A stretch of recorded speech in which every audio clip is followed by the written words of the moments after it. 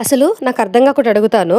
ఏదన్నా ఫ్యాక్టరీ ఖరాబ్ అయితే ఫ్యాక్టరీ పెట్టిన యజమానుల గురించి, లేకపోతే అందులో పనిచేసే కార్మికుల గురించి, అందరి గురించి ఆలోచిస్తారు కదా! కానీ రైతు విషయానికొస్తే మాత్రం రైతు గురించి మాత్రమే ఆలోచిస్తున్నారు ఎవరైనా కూడా.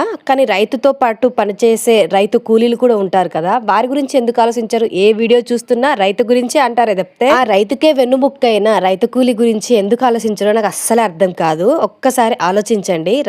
రైతు కూలీ కూడా ఉంటారు కదా! తన గురించి కూడా ఆలోచిస్తే తన లైఫ్ కూడా చాలా బాగుంటుంది కదా. మొన్న పడ్డ భారీ వర్షానికి ఎక్కడి పొలాలు అక్కడే కూలిపోయినాయి. రైతన్నలు ఎంతో బాధపడుతున్నారో లేదో తెలియదు, కానీ రైతన్న కంటే ఎక్కువ మించిన బాధ అయితే రైతు కూలీలకే ఉంటది నాకు తెలిసినంత వరకైతే.